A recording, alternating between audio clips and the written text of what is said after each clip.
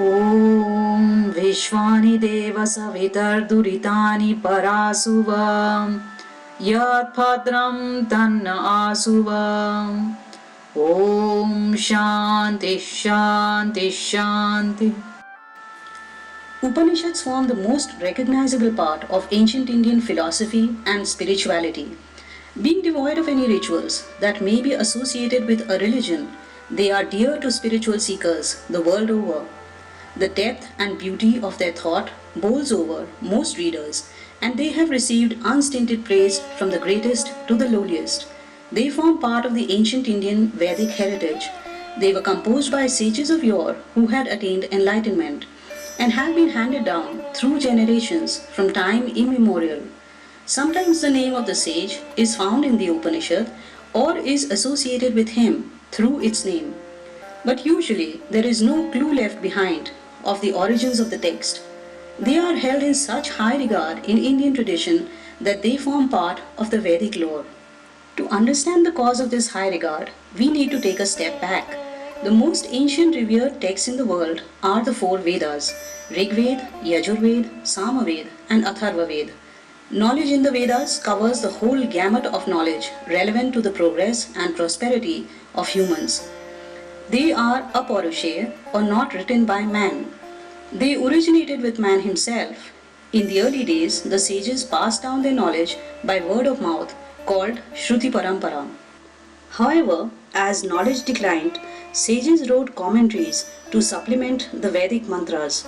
This gave rise to what is known as the Vedic Lore.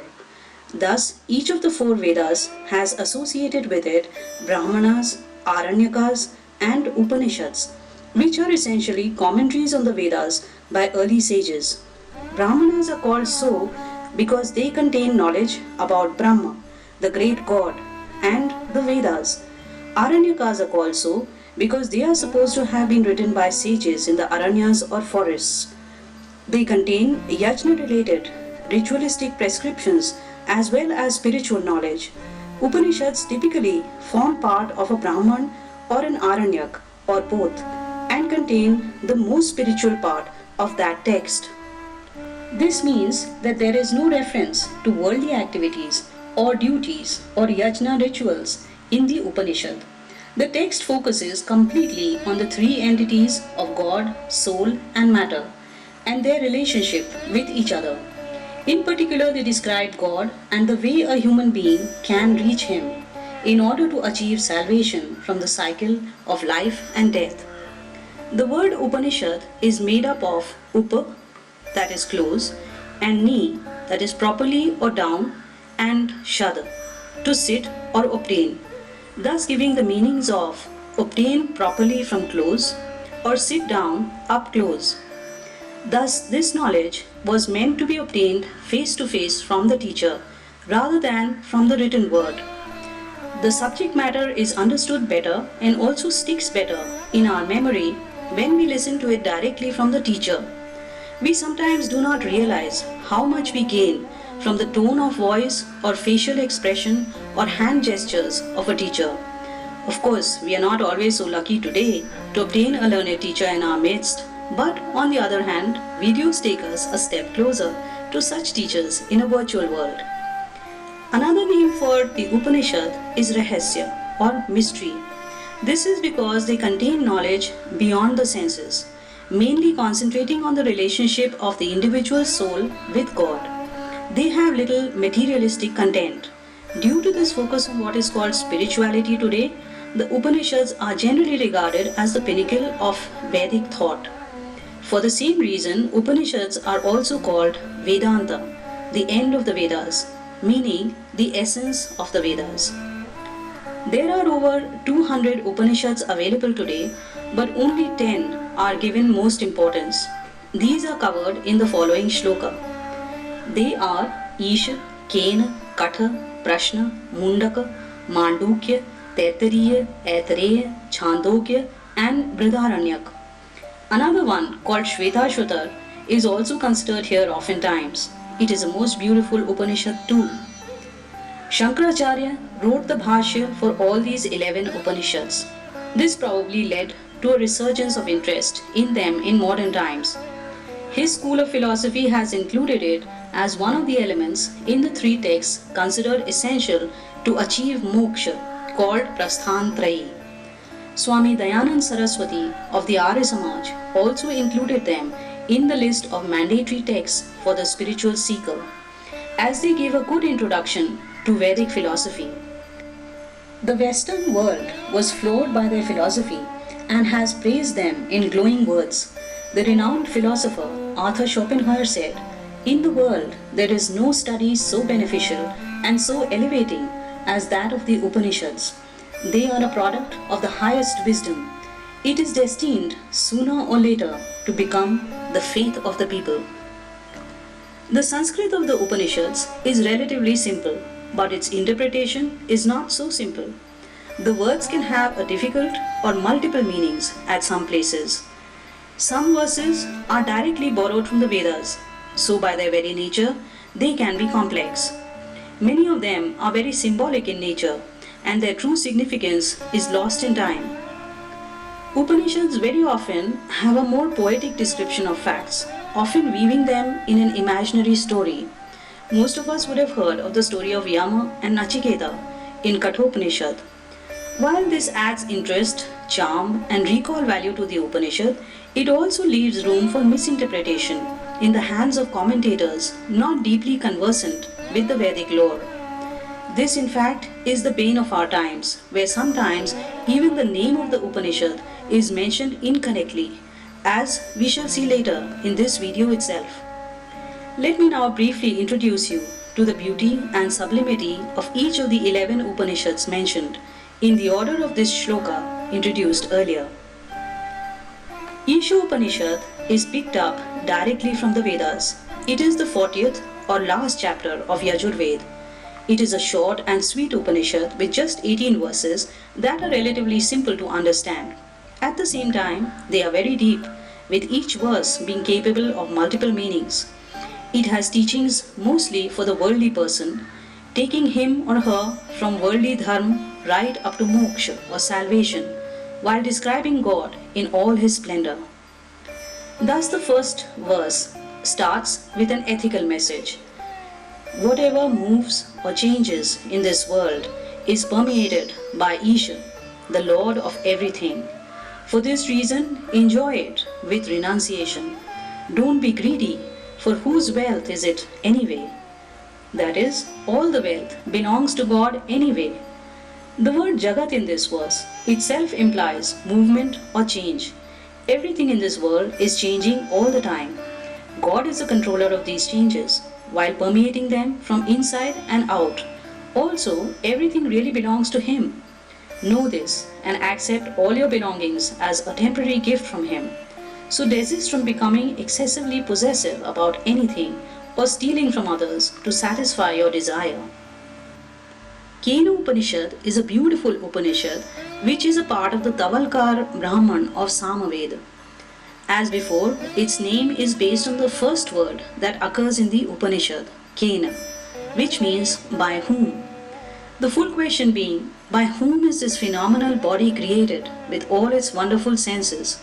The answer, Brahma, is the subject matter of the entire Upanishad, which consists of 33 verses spread over 4 chapters. The Upanishad contains a metaphorical tale where the 5 elements of space, air, fire, water and earth, as also the soul, are represented as devas, as they have powerful properties that make up and sustain the universe and the life within it. Becoming conscious of their powers, they start thinking that they are powerful enough to manage the universe on their own, and there is no need for a god. Since the elements are inanimate, this really means that the individual soul starts thinking there is no supreme being who runs this universe. We can of course see the same thought process among some scientists today. This seems to be the main idea that the Upanishad wishes to refute. Here is a loaded verse from Kena. If one comes to know Brahma in this birth, then the birth is worth it. If not, then it is a great loss. That is why the learned seek him in each and every object. and, finding Him, attain moksha or salvation from the cycle of birth and death. Thus, the Upanishad tells us that the most important goal of this life is to find God. The human life is attained with great difficulty, and it is only in this life that we can attain moksha. So it becomes incumbent upon us to try as hard as we can to achieve that goal. Kathopanishad. This is probably the most popular Upanishad due to the inspirational story of Yama and Nachiketa. It is sometimes wrongly called Katha Upanishad by some preachers. However, its real name is Katha, based on the name of the sage whose teachings are enshrined here. It also belongs to the Katha branch of the Krishna Yajurveda. It has 2 chapters with 3 sub-chapters in each. The sage describes God and how to attain Him in some detail in the Upanishad.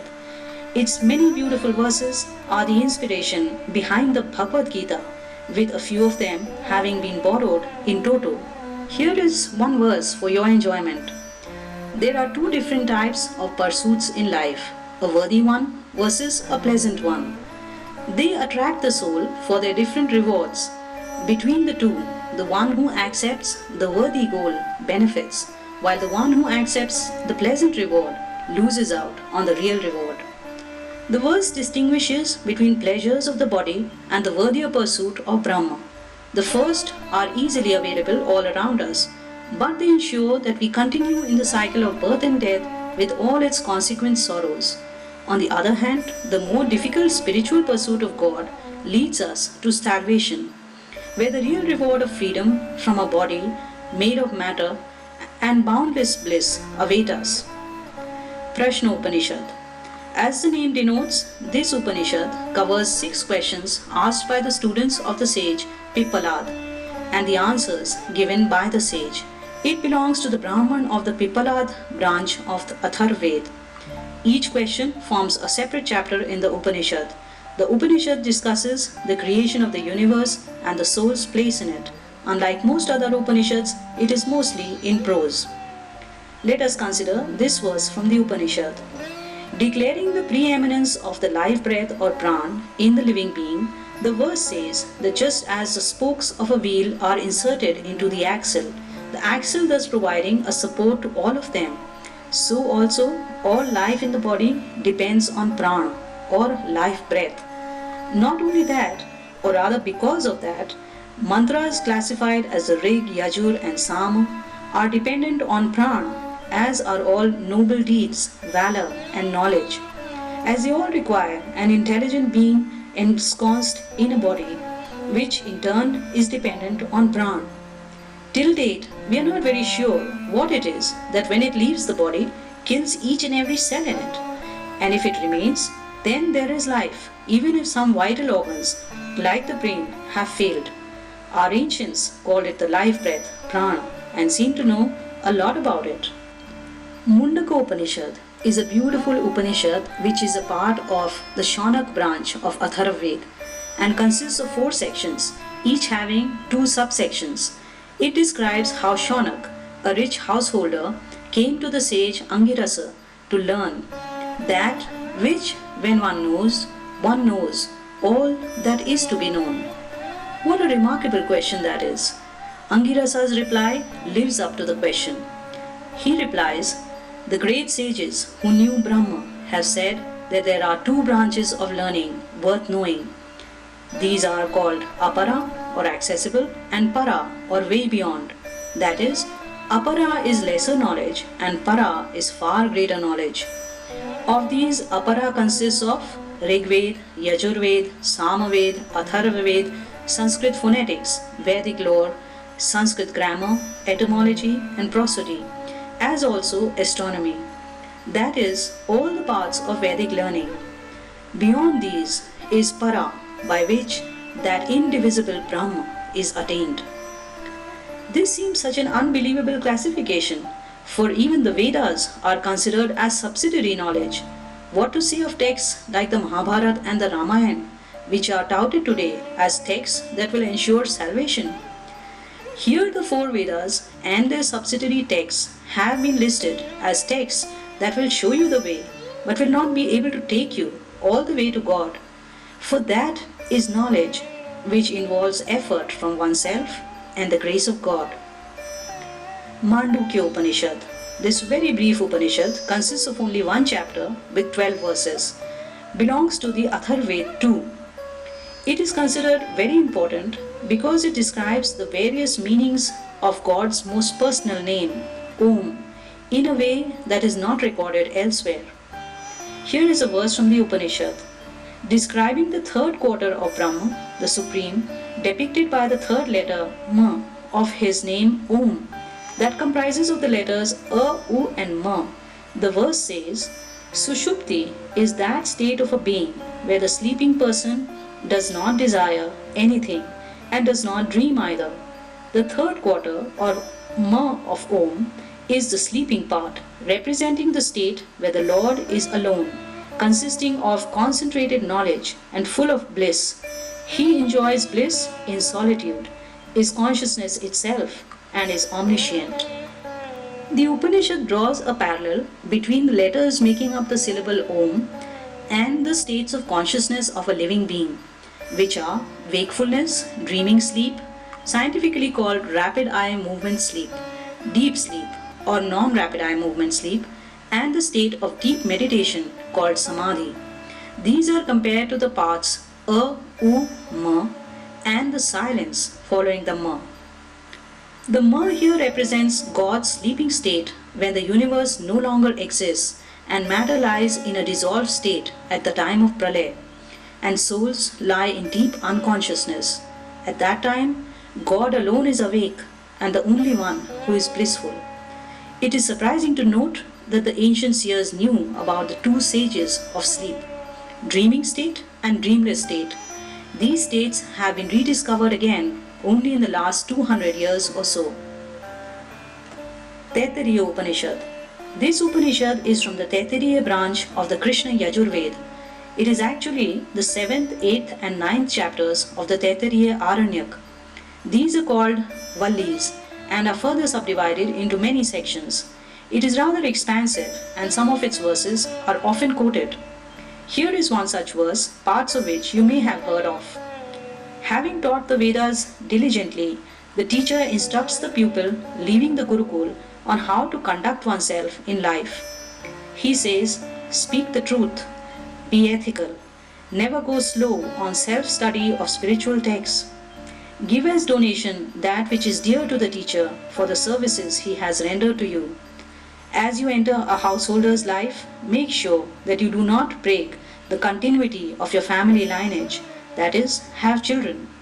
Never falter from truth, never falter from dharma, never falter from auspicious deeds, never give up trying to acquire sufficient wealth, that is, don't be satisfied with poverty. Do not be lazy in the study and teaching of the Vedas. Do not let up on the service of the learned and your elders. How remarkably wholesome is this teaching. Note here that while greed for wealth is not advised, poverty is also not seen as desirable, as it also leads to sinful behavior. Aitareya Upanishad. This Upanishad consists of the 4th, 5th and 6th chapters of the Aitareya Aranyak, which belongs to Rig Veda. The first chapter is subdivided into 3 sections. It deals with the creation of the universe, of life and of human life in particular. Here is a sample. This is Brahma, this is Indra, this is Prajapati. All these divinities and these 5 elements of earth, gas, space, liquid and light, and these minute DNA material as if mixed together, that is viruses and bacteria, algae and other unicellular structures, and beings born from eggs like reptiles, amphibians and birds, and those from a womb like mammals, and those from dampness like fungi, and those born by breaking out of earth like plants, and horses, cows, humans, elephants, that is all living beings, whether they walk or fly or are fixed, all of them have intelligence. They are established in intelligence. All the living worlds are established in intelligence. Brahma or God himself is intelligence personified. It is quite surprising how much knowledge existed in ancient India. It is rare to see plants counted as living beings, in any other part of the ancient world. The classification of living things is also extremely scientific. Chandogya Upanishad belongs to Samaved and is derived from the Chandogya Brahman. It is a voluminous Upanishad consisting of 8 chapters, but worth every bit of effort to read it. It is almost wholly devoted to the pursuit of Brahma. The subject matter is explained through some parables too, some of which may have historical significance. It starts with the declaration of the significance of the word Om, the personal name of God. Om. Meditate upon this indestructible word, which is to be sung loudly as it represents God intimately. The Vedas sing about Om only, that is God, and are a commentary on Him. The name of God Om is so important in our tradition because it is God's personal name. While other words like Agni and Indra can mean other things too based on the context, this name is reserved for God. Its root has the maximum number of meanings of all the 2000 verb roots that are listed. For this reason, it has a vast expanse of meaning. Brihadaranyaka Upanishad. This Upanishad is part of the Shatpat Brahman of Yajurveda. It has 6 chapters and is very similar to Chandogya in that it also has several tales and some of the content differs only slightly from it. It is also fairly large and is considered very important. The following verse describes the importance of speech. Whatever is there is either known or knowable or unknown. Language takes the form of that which is known. Language is the one that makes anything known. Language becomes the known and so protects it. The verse highlights how language is the means by which we encode our learning and make further progress in learning new things. As we can see, even though most animals communicate in some way or the other, they are unable to make progress beyond a certain point because of the lack of language. How succinctly the Upanishad has made this oft neglected point. For the same reason, we should not give up our language. Shvetashvataro Upanishad. This Upanishad belongs to the Taittiriya branch of Yajurveda. It has 6 chapters with many famous verses. It is extremely devotional in nature. Like the Mundak, it starts with a question, a deep philosophical question regarding the origin of the universe and the cause of the order that prevails in it. The Upanishad considers and eliminates various possibilities till it reaches the final answer. The following verse explains most succinctly the relationship between the 3 entities in the universe. On the same tree of the universe, the soul is engrossed in the pleasures of the world to which it keeps being attracted, but suffers because it has little control over that world. However, when it devotes itself to the other, the Lord of the universe, it sees the Lord's greatness and then becomes devoid of sorrow. The soul is drawn in 2 directions, the world and the Lord.